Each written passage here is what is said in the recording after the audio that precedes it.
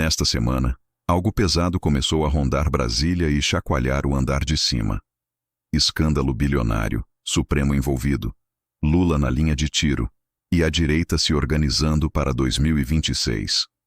E fica comigo até o final, porque a conexão que eu vou fazer entre o rombo do Banco Master, o STF, Lula, Bolsonaro, Flávio e a eleição para o Senado pode mudar completamente a forma como você enxerga a próxima eleição. Aqui é o Pátria Sem Filtro, e eu preciso te contar o que realmente está acontecendo por trás dessa história toda.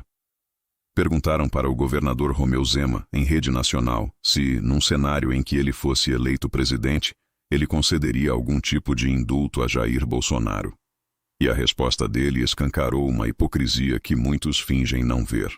Ele lembrou que, no Brasil, já foram anistiados assaltantes de banco, sequestradores, assassinos, gente que pegou em arma, sequestrou inocente, roubou milhões, matou, e hoje está solta, atuando na política, posando de bom moço, dando lição de moral na televisão. Esses receberam anistia, foram perdoados, estão aí, alguns até aliados da esquerda. Agora, quando se fala em anistiar quem sujou um monumento com batom, quem nunca levantou uma arma, pessoas que a esquerda insiste em acusar de conspirar golpe, aí não pode. Aí vira crime imperdoável. 2 pesos e 2 medidas completamente desproporcionais. Zema foi claro. O Brasil está carregando um peso do passado, um peso de acusações, perseguições e injustiças que travam o jogo político. É como se cada um estivesse com uma mochila nas costas, tão pesada que o jogo não se desenvolve. Ele disse que é preciso resolver essa questão para a gente poder olhar para o futuro. E hoje, segundo ele, o que temos em Brasília é um governo revanchista, que parece mais preocupado em perseguir opositores do que em governar o país. Numa entrevista na CNN, Romeu Zema simplesmente detonou Lula e expôs toda a roubalheira, a maracutaia, o conchavo que envolve STF, ministros e o rombo gigantesco do Banco Master. As jornalistas ficaram de queixo caído com o que ouviram. Ele falou ao vivo o que muita gente da direita pensa, mas poucos têm coragem de dizer de forma tão direta. O que está acontecendo entre STF, Lula e esse escândalo do Banco Master é coisa para entrar na história como um dos maiores roubos já vistos no Brasil. Tentaram até cortar o clima, mudar de assunto, quase tiraram do ar, mas não podiam, porque ele era convidado. E ele ainda trouxe uma informação que muita gente não sabia e que muda o jogo. Quando perguntaram a Zema sobre esse movimento mais conservador no Congresso, sobre pedidos de impeachment de ministros do Supremo no Senado, sobre essa tensão entre poderes e o impacto disso nas eleições de 2026, ele apontou um problema que ele considera gravíssimo: invasão de jurisdição. Ele usou uma analogia simples. É como se eu e você morássemos no mesmo condomínio e de vez em quando eu entrasse na sua cozinha, abrisse a sua geladeira sem pedir, pegasse o que eu quisesse e ainda resolvesse cozinhar na sua casa. Não está certo. No Brasil, segundo ele, o Supremo Tribunal Federal tem ultrapassado o seu papel, questionando Polícia Federal, dando pitaco em Banco Central, interferindo em áreas que deveriam ser técnicas e autônomas. Ele disse que não é papel do STF achar que a Polícia Federal não está equipada para investigar, que o Banco Central não sabe regular o setor financeiro e, na prática, centralizar tudo na mão de meia dúzia de ministros, como se eles tivessem o baú da verdade e da sabedoria absoluta. Isso não existe. O correto seria respeitar as instituições: Banco Central, Polícia Federal, órgãos de fiscalização. O que ele vê, porém, é o contrário. Em nome de abafar investigações e esconder dados incômodos, começa-se a questionar justamente quem está fazendo o trabalho certo. Em vez de fortalecer quem investiga, o Brasil está enfraquecendo, amarrando, intimidando esses agentes. E isso num país que já é o país da criminalidade, da bandidagem, da corrupção.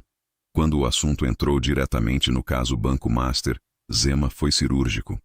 Ele disse que os desdobramentos são imprevisíveis, mas uma coisa já está clara: tem muita gente graúda envolvida, muita gente importante que se beneficiava desse banco, e deixou claro que o Banco Master funcionava como uma espécie de mensalão moderno, um instrumento para distribuir renda para familiares de figurões da República e para gente bem posicionada no sistema. Algo parecido com o que já vimos em outros grandes escândalos, mas agora com valores ainda mais chocantes. O rombo já passa de R$40 bilhões. E quem vai pagar essa conta no final não são os bancos, não são os figurões. É o brasileiro comum. É você, sou eu, somos nós. Por meio de tarifas bancárias, juros mais altos, custo de crédito mais caro. Ele lembrou que esse escândalo já supera em valores atualizados casos como o Banco Nacional e o Bamerindos, lá dos anos 90. Ou seja, estamos falando de um dos maiores escândalos da história do Brasil, envolvendo o banco estatal, gente grande, políticos influentes, autoridades. E ele fez um apelo. Isso não pode virar mais um escândalo abafado, sem apuração, sem punição, como tantos outros. Zema também ressaltou que o cenário político até outubro é totalmente imprevisível. Ele contou que em 2018 começou sua pré-campanha ao governo de Minas com menos de 1% das intenções de voto. No meio do caminho, candidatos caíram, outros cresceram, outros despencaram. Em 9 meses, muita coisa pode acontecer. Mas, para ele, o mais urgente agora é garantir que o escândalo do Banco Master seja devidamente investigado e que ninguém coloque panos quentes. Outro ponto forte da fala de Zema foi sobre segurança pública. Ele deixou claro que gosta de trabalhar com fatos, não com opinião. E trouxe um dado incômodo para a esquerda. Os estados onde a criminalidade é maior no Brasil são, em sua maioria, governados pela esquerda. Ele citou a Bahia como exemplo, onde a criminalidade explodiu nos últimos anos. Já os estados mais seguros, coincidentemente, são governados pela direita. Isso não é narrativa, é realidade. Ele lembrou também uma frase recente de Lula, que chamou o traficante de vítima da sociedade. E Zema disse que, enquanto o Brasil continuar com essa visão de que bandido é vítima e não criminoso, que ameaça, mata, rouba, o problema nunca será resolvido. Em Minas, ele foi claro. Bandido paga caro. Ele citou a operação de 2021 em Varginha, quando 28 criminosos alugaram uma fazenda, levaram um arsenal de guerra, se prepararam para um ataque no estilo novo cangaço, explodindo agências bancárias, usando escudos humanos. Para ele, isso é terrorismo. A inteligência da polícia detectou o plano. Houve confronto. E o saldo foi 28 criminosos mortos. Depois disso, sabe o que aconteceu? As ações de novo cangaço simplesmente acabaram em Minas. Em 2016, foram 260 ocorrências. No ano passado foi apenas uma. Isso mostra que criminoso não se trata com flores, discurso e direitos, mas com a mesma força que eles usam contra cidadãos e policiais. Quando o entrevistador tentou puxar a discussão para excesso de violência policial, citando até crítica de Donald Trump à polícia de São Paulo, Zema colocou o foco onde realmente importa. No Brasil, o problema não é excesso de bandido preso, é bandido solto. Ele contou o caso de um sujeito em Minas que já roubou mais de 80 celulares, é preso, vai para a audiência de custódia e é liberado. A justiça não funciona para criminosos. E, na visão dele, esses criminosos estariam até mais seguros atrás das grades do que soltos. Zema contou que esteve em El Salvador, um dos poucos países do mundo que conseguiu reduzir a taxa de homicídios em mais de 99% em cerca de 4 anos. Lá, os criminosos estão presos. Muita gente critica questões de direitos humanos, mas ele diz: lugar de assassino é na prisão. E com certeza, eles estão mais seguros lá do que na rua, matando inocente.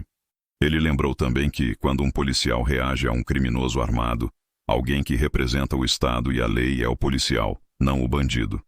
E é claro que, eventualmente, um criminoso vai morrer em confronto. O estranho, segundo ele, é que quando um policial é morto, quase ninguém fala nada.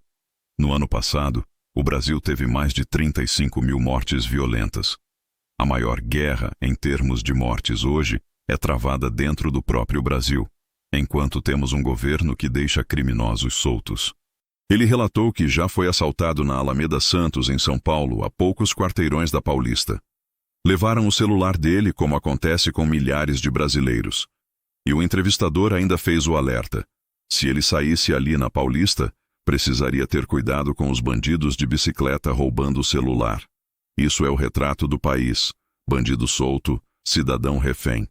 Quando o assunto voltou para a política nacional, perguntaram a Zema sobre a lembrança do nome dele como pré-candidato à presidência ou até a vice em 2026. Ele disse que se sente honrado, que ambos os cargos são relevantes, e garantiu que vai levar a pré-candidatura dele até o fim, justamente para elevar o nível do debate. Ele se coloca como um candidato diferente, vindo do setor privado, empreendedor, que criou cerca de 5.000 empregos, que passou a vida na gestão, não na política profissional. Ele ressaltou que a esquerda, há 40 anos, só tem um nome nacional, Lula, que já está na fase final de carreira. Enquanto isso, a direita tem vários nomes, mais novos, alguns na casa dos 40 anos. Sobre a pluralidade de nomes da direita, Zema disse que isso fortalece o campo conservador. Ele fez uma conta simples.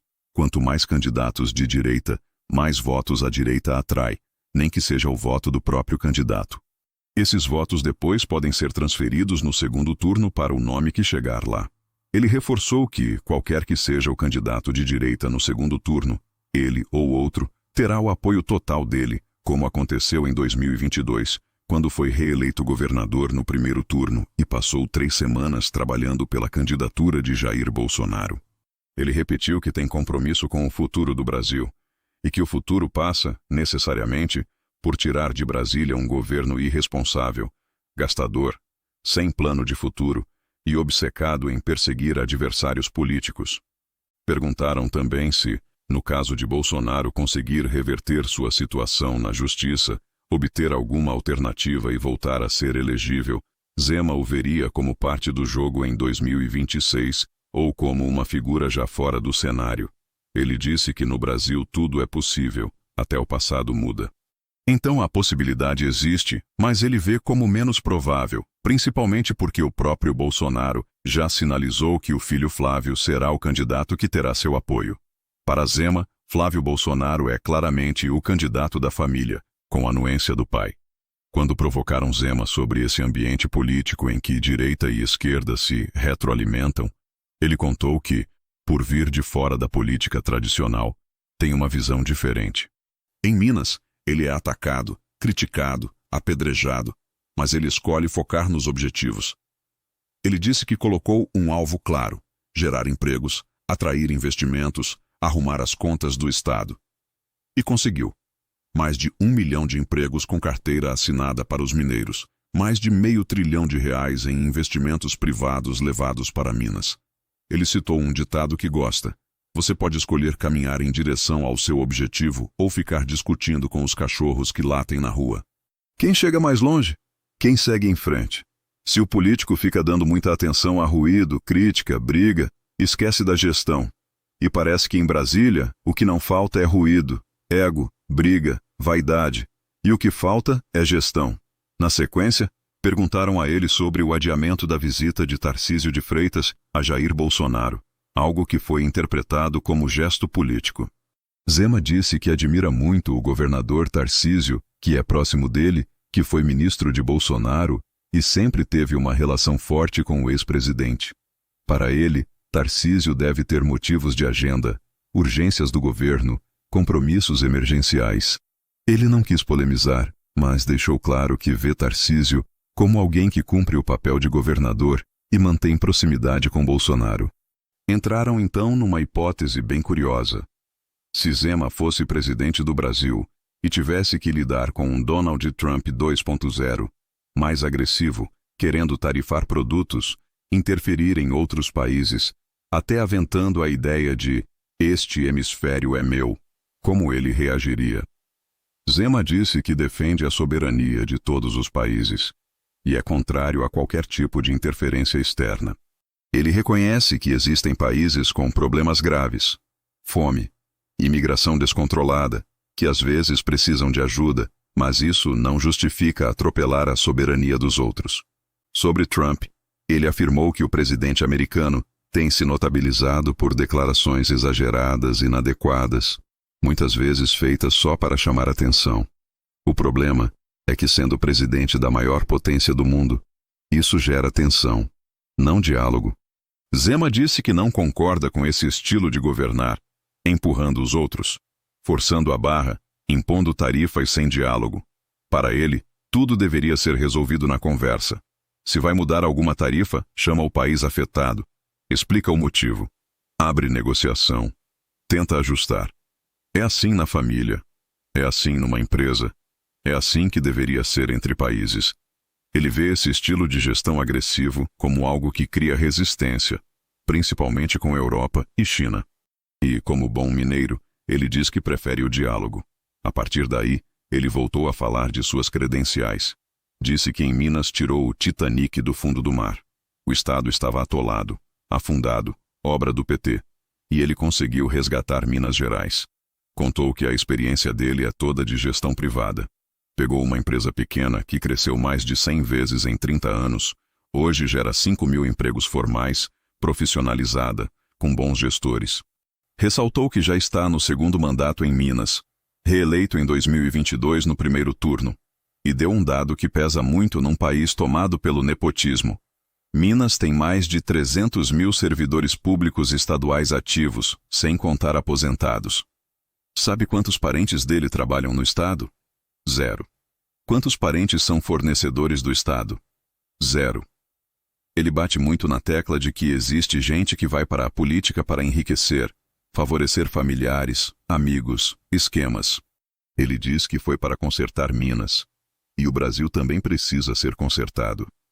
Quando o tema voltou para Minas Gerais e a sucessão estadual, citaram que o vice-governador Matheus Simões é o nome de Zema para a disputa em outubro e que a direita está dividida, com o senador Cleitinho despontando bem nas pesquisas. Perguntaram se há diálogo para unir a direita. Zema respondeu que sim, que Matheus Simões tem conduzido muito bem essas conversas. Ele se filiou ao PSD, o Partido Novo continua na aliança, e o diálogo com Cleitinho está avançando. Zema destacou que Cleitinho é popular, bem avaliado, muito atuante, defensor dos interesses de Minas e do Brasil. O plano, segundo ele, é caminhar juntos em 2026. Zema fez elogios fortes a Matheus Simões. Disse que ele é seu braço direito.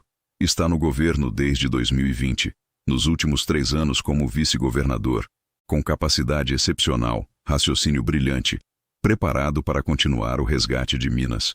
Cleitinho, por sua vez, tem mais 4 anos de mandato no Senado, é jovem, combativo e também tem seu lugar garantido nesse projeto. Zema disse que fica satisfeito em ver tantos talentos na direita mineira e a possibilidade de dar continuidade ao plano que colocou em prática no estado.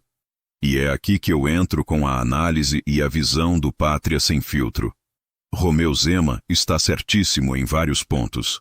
Ele está totalmente alinhado com aquilo que a direita defende.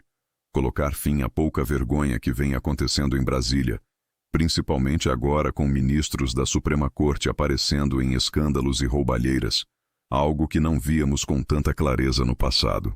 Mas é aquilo. Se você anda com bandido, acaba se contaminando. Nos últimos anos, vimos uma proximidade cada vez maior entre certas autoridades em Brasília e interesses obscuros. Resultado: o sistema se contaminou. Em Minas Gerais, Zema teve 2 mandatos. Governou sem escândalo de corrupção e ainda colocou em dia as contas públicas que o PT tinha deixado destruídas. Isso é um fato que incomoda a esquerda. Gestão eficiente, sem roubo, sem aparelhamento, funcionando. E tem mais. O senador Cleitinho tem tudo para ser o próximo governador de Minas. Se você é de Minas ou tem parente lá, coloca nos comentários de qual cidade você é ou quem você conhece em Minas. Porque, se isso se confirmar, a direita se fortalece ainda mais em um estado que é decisivo para qualquer eleição presidencial. Muitos analistas políticos dizem há anos: quem ganha em Minas costuma ganhar no Brasil. Em 2018, Bolsonaro venceu em Minas e levou o Brasil. A pergunta é: será que em 2026 vai acontecer a mesma coisa? Agora, eu preciso falar com você sobre uma coisa importante. Se você quer ver esse tipo de conteúdo, essa linha de pensamento, essa luta contra o sistema, continuar firme, a gente precisa de apoio. A esquerda tem estrutura, tem máquina, tem dinheiro, tem mídia comprada.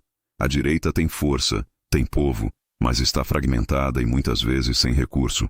Uma forma de você ajudar o Pátria Sem Filtro a continuar nessa batalha para tirar a esquerda do poder de vez, e isso pode acontecer já com Flávio Bolsonaro, é se tornar membro do canal. É simples. Aqui embaixo tem um botão Seja Membro. Com uma pequena contribuição mensal, menor do que um cafezinho, você fortalece um canal que todo dia tem compromisso com você. Trazer o que realmente está acontecendo em Brasília, e não o que a mídia comprada quer empurrar goela abaixo.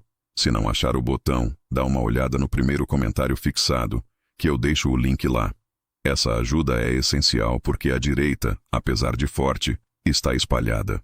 A gente vê isso com o próprio Zema, com Caiado, com Ratinho Júnior, com outros governadores e lideranças. Todos de direita, mas nem sempre caminhando juntos em torno de um único projeto presidencial. Você já parou para pensar por que Zema, Caiado, Ratinho Júnior e outros não estão, desde já, declarando um apoio firme a Flávio Bolsonaro? Enquanto isso, na esquerda, PT, PSOL e outros partidos vermelhos se juntam para sustentar Lula. Talvez a estratégia seja outra. Cada um sair no primeiro turno, Zema, Caiado, Ratinho Júnior, outros. E no segundo turno, se a disputa for Flávio Bolsonaro x Lula, todos esses nomes transferirem seus votos para Flávio. Isso poderia ser muito forte. Mas, até lá, a base tem que estar mobilizada, e canais como o Pátria Sem Filtro são fundamentais para isso. Os próximos meses são decisivos. O Brasil tem chance real de dar uma virada histórica e enterrar o PT politicamente, até porque Lula não poderá se reeleger depois de 2026. Essa é a hora do povo brasileiro acordar. E tem um detalhe importantíssimo. O Senado será renovado de forma inédita. Em muitos estados, você vai poder eleger 2 senadores de uma vez, não apenas um, como normalmente acontece. Isso significa renovar boa parte do Senado, que é justamente a casa que pode barrar abusos do Supremo, abrir processo de impeachment de ministro, votar anistia e por aí vai. É agora que o povo tem a chance de colocar gente realmente de direita, conservadora, no Senado, em vez de centrão em cima do muro, que na hora da votação importante se acovarda, se omite ou vende voto. Se conseguirmos eleger pelo menos 50 senadores de direita, na próxima eleição para presidente do Senado, a direita pode assumir a presidência da casa. Isso mudaria o jogo. Imagina um Senado presidido por alguém alinhado com os valores conservadores, disposto a enfrentar abusos do STF, discutir impeachment de ministro, abrir CPI para investigar escândalos como o do Banco Master. Por isso esse ano é crucial. É por tudo isso que eu insisto. Apoiar canais conservadores não é luxo, é necessidade. A gente está na linha de frente botando a boca no trombone, denunciando roubalheira, exposição de maracutaia, mostrando o que a mídia tradicional tenta esconder. Quanto mais a gente fala, quanto mais a gente expõe, mais esses caras pensam 2 vezes antes de meter a mão de novo. Quando um político ou autoridade vê que não tem reação, não tem exposição, não tem consequência, ele faz 1, 2, 3, 5 vezes. Agora, se cada vez que ele passar da linha alguém grita, expõe, mostra documento, faz vídeo, a tendência é recuar. Hoje, nós temos um judiciário que não é neutro. Ele pune só quem interessa e protege quem é aliado do sistema. Então, se a gente não pode contar com a imparcialidade das instituições, a gente precisa contar com a nossa voz. É a voz da direita, do conservadorismo, do cidadão comum. Como diz o deputado Bibo Nunes, do Rio Grande do Sul, o problema não é o barulho dos maus, é o silêncio dos inocentes. Se os bons se calam, os maus tomam conta. E ele repete isso sempre em seus discursos, com razão. Se o povo brasileiro não tivesse ficado tanto tempo calado, desanimado, amordaçado, muita coisa que estamos vendo hoje em Brasília não teria acontecido. Olha o cenário que a gente tem agora. Um rombo que já passa de RAs, 80 EAs, bilhões no Banco Master, ministros do Supremo sendo citados, ex-presidente Jair Bolsonaro preso, e um certo personagem, que você sabe muito bem quem é, mas que eu não posso nem falar o nome aqui por causa da censura, querendo se eleger de novo pela 4ª vez para continuar escravizando o povo brasileiro. Isso a gente não pode aceitar. É hora de reagir. No dia 1º de março, vai acontecer uma manifestação na Avenida Paulista, liderada pelo deputado Nicolas Ferreira. Milhares de pessoas vão para a rua com pautas claras. Fora Lula, fora Moraes, CPMI do Banco Master e apoio a Flávio Bolsonaro. Muita gente, inclusive na direita, ainda não leva fé em Flávio, acha que ele não emplaca. Mas vale lembrar, em 2018, Jair Bolsonaro era apenas um deputado federal, desacreditado por muitos, sem máquina, sem estrutura. Flávio, hoje, é senador da República, filho de um ex-presidente que mantém milhões de apoiadores. Se a gente colocar lado a lado o cenário de 2018 e o cenário de agora, Flávio Bolsonaro começa a corrida com muito mais vantagem do que o Jair tinha lá atrás, sem contar que ele carrega o capital político do pai. E tem mais um detalhe essencial. Neste ano, não tem espaço para chororô sobre quem controla a eleição, porque o TSE será presidido por 2 ministros indicados por Jair Bolsonaro. Isso muda bastante a narrativa de fraude que muitos temiam. É uma excelente notícia para quem quer disputar o jogo dentro das regras, mas sem o apito completamente nas mãos da esquerda. Romeu Zema, nesse contexto todo, se destaca por uma coisa. Ele não parece estar preocupado em costurar esquema de poder, agradar banqueiro, entrar em conchavo com grandes grupos. Ele está muito mais focado em mostrar resultado, bater de frente com Brasília, defender investigação, expor maracutaia, cobrar responsabilidade. Enquanto banqueiros e figurões que assaltaram o Brasil se escondem atrás de discursos técnicos, ele está dizendo claramente: quem vai pagar o rombo do Banco Master é o povo, via juros e tarifa. É por isso que eu digo, a escolha nunca foi tão clara. De um lado, temos um sistema podre, aparelhado, que protege ladrão engravatado, persegue quem pensa diferente, chama traficante de vítima e quer que você ache isso normal.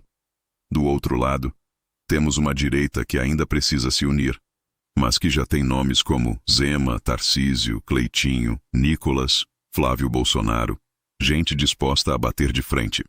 Agora eu quero ouvir você. O que você acha de Romeu Zema como figura nacional? Você acredita em Flávio Bolsonaro como próximo presidente? E, principalmente, você está disposto a fazer a sua parte, seja indo para a rua, seja votando certo, seja ajudando a espalhar informação e apoiar quem está na linha de frente? Comenta aqui embaixo a sua opinião. Diz de que cidade você está falando. Se é de Minas, de São Paulo, do Sul, do Nordeste. Deixa o like, compartilha esse vídeo com pelo menos 3 pessoas que ainda estão em cima do muro e se inscreve no Pátria Sem Filtro. Aqui, todo dia, eu vou te contar o que a mídia não tem coragem de mostrar.